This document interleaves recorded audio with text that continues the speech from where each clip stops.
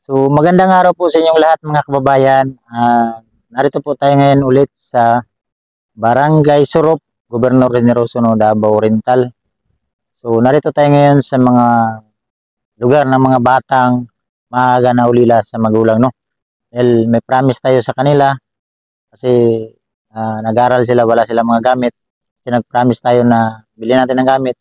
Ito yung gamit namin ngayon na dinala para sa kanila, yung nakapatong sa motor.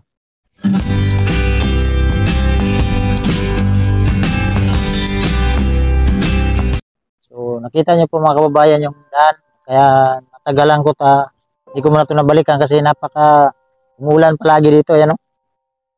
Yung sapa nila, yung pasanahan yan sa kanila. Dito tayo, cameraman.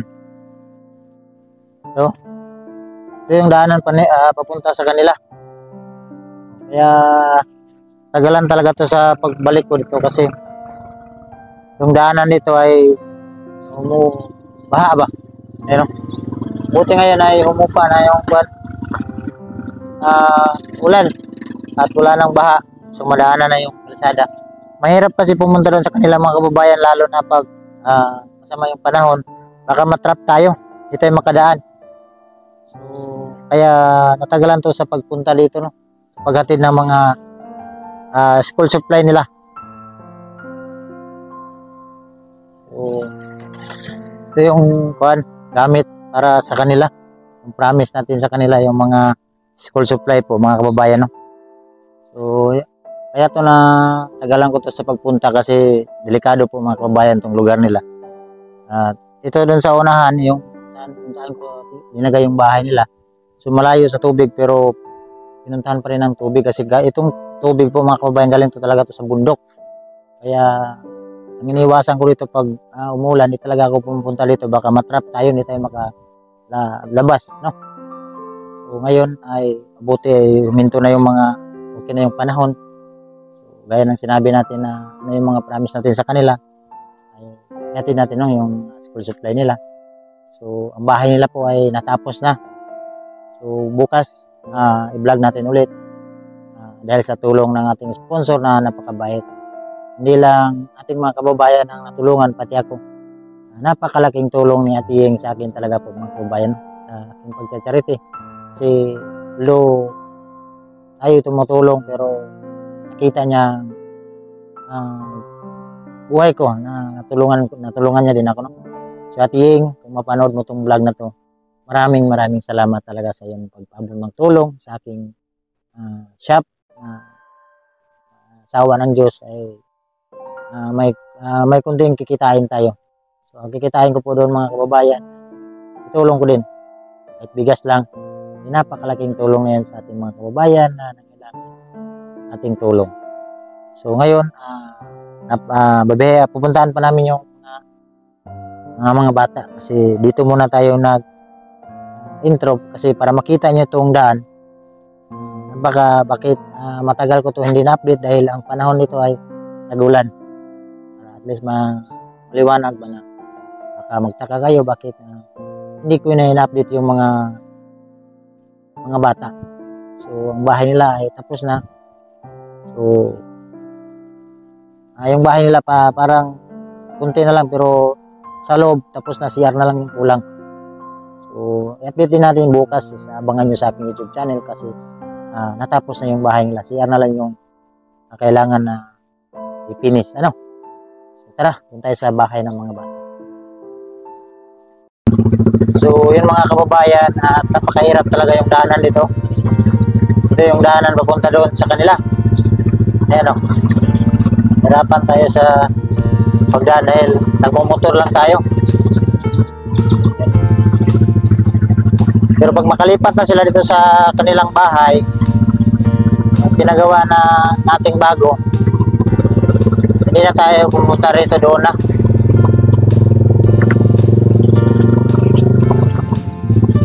Hirap dito pero sakripisyo talaga. Okay lang yan, at least na natulungan natin itong mga bata.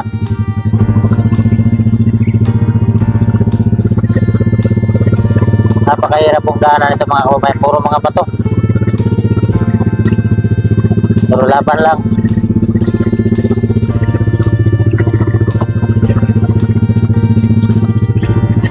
Ayan.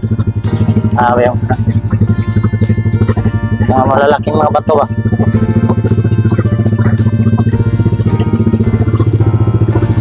Parang umahalog yung ating video. Kasi sa daanan ito ay delikado.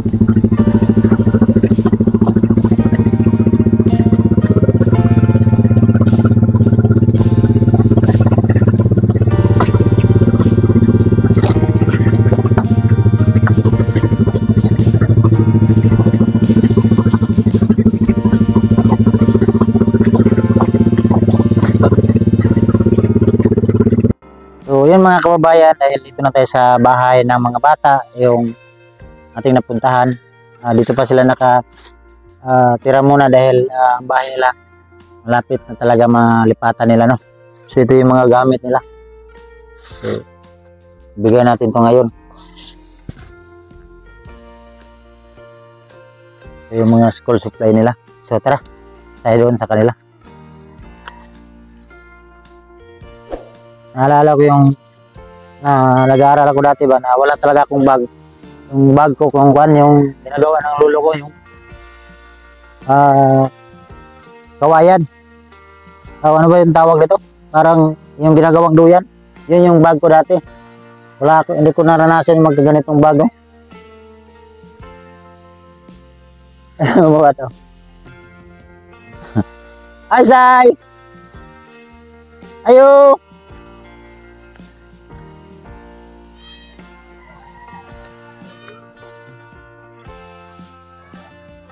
Ayo. Nay, may nga po, Nay. Kumusta, Nay? Okay lang gyapon. Sarang gapon. Ano bata, Nay? Tay. Miming! Dito na, Say. Ay, kakaroon. Alising. Alay, please, Lolo. Narita, Lola ko. Kumusta mong doa? Kila. Kira. So, wait lang po mga kabayan. Ano muna natin itong bag nila.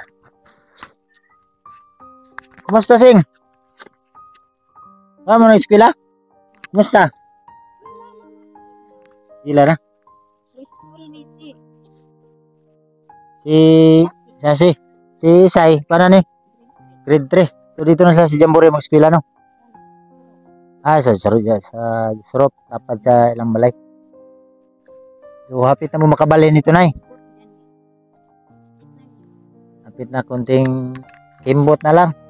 May kusina. Kusina lang, trabaho. So, ano na lang po mga kababayan yung kusina dahil nagulan ngayon. Yung pinisa na lang yung kusina pero abangan nyo sa aking YouTube channel kasi update din natin yung bahay nila.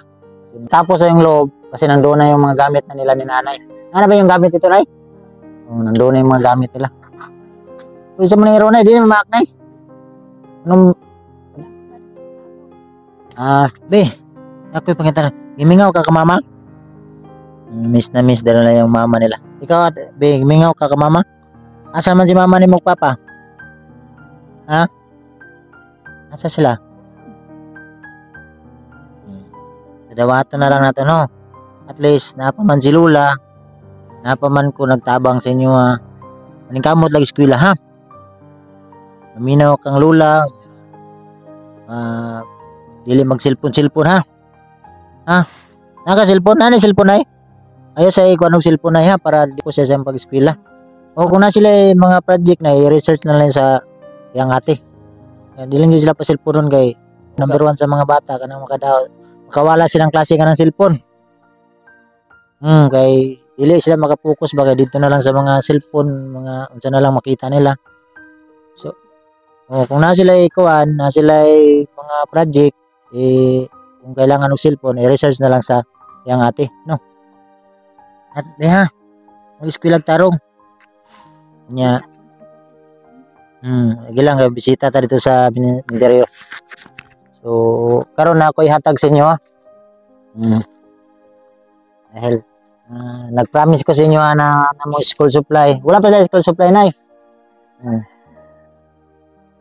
ito, kompleto na to.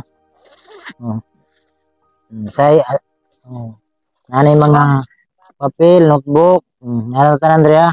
Parang lapis, Ay, sorry. Lapis, Andrea. Eraser. Ano yan? Crayola. Nani, Andrea? Imo ni. Sasi. Mani, sasi. Mani. Tapos, imo ni ate. Mas tagkan ni mo ate. Notebook, Ulit sa di. Ano nga ni? Writing notebook. Mo man dyan kailangan sa grade 3. Elementary. Dagkan ni, napulo ni kabuk. Kung mahurot ni, inalampot ko na ya para palitan na to ha. Mas gwapo tong manubra na kontra sa magkulang. Sobra ni na, napulo ni kabuk Kapil, tapos, ganyan Napod kay Crayola dre ha.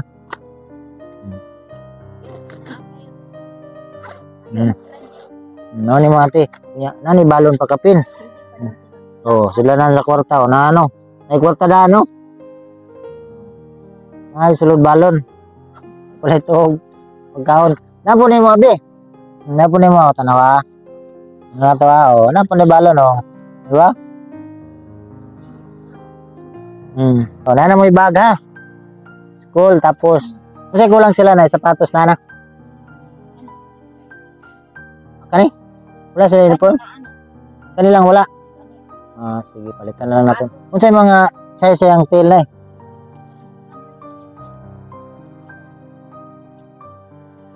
Otso. Sige lang, kaya ito lang pangitan. Sige lang, kaya ito lang palitan pagbalik. Sunod pagbalik na ko. Pag makabalik na mo dito, ha? Paminaw, isay, ha? Paminaw. Yan na, babe, paminaw, ha? Kasi ko ni kuya. Kasi, mag-eskwela tarong ha. So, yun mga kababayan, may school supply na sila. Ito kasi yung promise natin sa kanila na bigyan natin ng mga school supply dahil wala talagang school supply nila. So, si nanay ay walang trabaho. Ang inasahan lang ni nanay yung senior. So, hirap ang buhay ng mga bata. Mabuti nandito pa si nanay ay mag-alaga sa kanila. So, laban lang na ha. Importante na mo mga apusin mo ha. So, ito mga kababayan, promise kasi tayo sa kanila. Ano yung pina-promise natin sa kanila. Tinutupad ko po dahil kawawa ng mga bata na nangailangan talaga ng tulong natin. Wala ng mama, wala ng papa. At kung kasubaybay kayo sa kwento ng mga batang ito ay pinagawa na to ni Tita Dens ng bahay pero inanod ng tubig, so ito yung na-rescue nila. So ngayon ay itong lupa ay gagamitin na ng may-ari, so binahayan, bigyan ng bahay, may nagtulong, so binigyan din sila ng lupa ni Ate Ying. So maraming salamat talaga Ate Ying. So magpasalamat tayo kay Ate Ying. Salamat Ate Yeng. Ikaw, Bibi. Salamat, Ate Yeng. Nahiya. So, siyempre magpasalamat din tayo kang Tita Dens na nagbigay ng bahay nila din na inanod ng tubig, no? So, salamat, Tita Dens, na sa yung pagpabot ng tulong noon sa mga bata. So, inanod ng bahay yung ginagawa natin. So, hindi naman natin hawak yung kalikasan, so wala tayong magawa. So mabuti na safety yung mga bata. So nandito pa rin tayo na tumutulong sa kanila para is na mapagpatuloy nila yung mga pag-aaral nila. Ngayon ay ito muna yung mga pangailangan. Siguro sa pagka-college nito ay hanapan natin ng paraan kung pwede natin lapit sa ating gobyerno kung para may scholar sila. Kasi kawawa si nanay matanda na din. Ako po basta bigyan lang ako ng lakas na pagkakatawan na wala lang akong sakit. Nandito talaga ako, hindi ko talaga iiwan itong mga bata dahil kailangan nila yung tulong natin, kawawa ng mga bata. So, ngayon, may school supply na sa kayo. Ito lang yung paminaw perminti kang lula, ha? Sasi, ha? Apir, sabi? Apir ba? Apir. Musta yung til? Sing, ano yung til? Ito yung paa nyo. Dili na sakit ni Sing? Dili na? Sakit na. Di siya mo ilak na yung sakit? Sabi ko tubig. Ay, pag tunog tubig. So, ito yung bahay nila. So, at least na okay na sila. So, kanina, wala na magpuyo dire.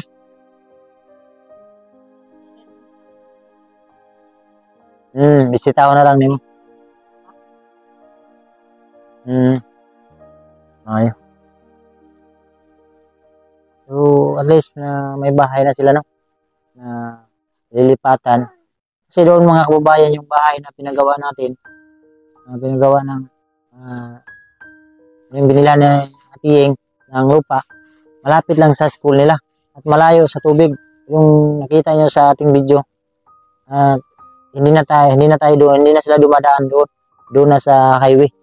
So, safety na doon yung mga bata. Dito noon, yung pinagawa ni Tita Dens, ito, safety naman, pero ang ano lang ba, ang portion kasi dito sa taas, bundok. So, pag malaki yung tubig, may tendency talaga na madaanan sila dito. Mabuti itong mga nakatira dito ay naligtas naman. So, doon lang talaga na dito lang kapitan na ang kusog ito na time nung katong naanod lang balay. Dito na sa side. So, sabi ni nanay, dahil sa laki ng tubig, bilang umapaw sa dike. So, mabuti nakaligtas sila. Ito, mga survivor talaga itong dalawa. Makakita kayo sa vlog nito. Ito kinuha ko sa hospital. Ito si Isay. Ito nakaligtas ito, naiwan doon sa lula na mama ng lalaki. At pagdating nito, galing sa ospital, naghanap sa mama niya. Saan daw yung mama niya? So, ako hindi ko talaga napigilan nung umiyak, grabe. Para hindi ko yung pakiramdam ko ba noong na time. Kasi naghanap to ng mama niya, tapos ito, nagyakapan sila. Grabe yung kwento ng mga batang ito. So, huwag lang kalimutan palagi na mag-pray, ha? Baka, tawag ito, may plano ang Diyos para sa kanila kasi lahat ng mga pinagdaanan nila palagi silang nakaligtas ba. So yung baha, yung bahay nila dyan, mabuti nakalikas sila. Grabe daw yung tubig, sabi ng anak ni nanay, yung kapatid ng mama nila. So dito kasi sila sa side ng mama sa mga bata. At least na mag-aaral lang mabuti, ha? Huwag lang matigas ang ulo, ha? So, again, maraming salamat at magpasalamat lalo tayo palagi sa Diyos, no? Kung ano yung mga blessing na dumating sa atin, sa ating mga sponsor na ginamit ng Diyos para tayo ay matulungan sa ating mga uloy ako yung ginawa yung tulay para makatulong tayo sa ating mga kababayan. So, puso po akong nagpapasalamat sa inyong lahat, sa inyong mga blessing na na-share nyo sa amin. Tulad na lang ng mga bata na nandito pa rin tayo, no? So, siyempre sa ating mga charity viewers na hindi nag-skip ng ads, maraming salamat sa inyong lahat, sa inyong pagsuporta sa akin, no? Pagpanood. Although matagal tayo hindi nakapag-vlog dahil sa mga panahon. Sa amin din ay walang signal, so mahirap talaga, no? Pag dito ka sa probinsya. So again, maraming salamat po mga kababayan. Siyempre magpasalamat tayo kang Tita Denya Billy, maraming salamat tita. At ang Atiyeng, maraming salamat. Siyempre kang Tita Igorota na yung mga sponsor na napaka bait na ating mga sponsor, no? Lahat ng mga sponsor, maraming salamat. Siyempre kang Tita Edna, maraming salamat Tita Ed. Ang Ate Ruby Magkawan, kang Tita Lia, maraming salamat. Lahat ng mga sponsor, maraming salamat. Sa mga anonymous, thank you po sa inyong lahat ng mga kababayan. So, So, dito ko na lang muna tatapusin ang vlog na to. Mag-bye muna tayo. Bye-bye. Bye-bye, ate. Bye-bye po. Thank you po.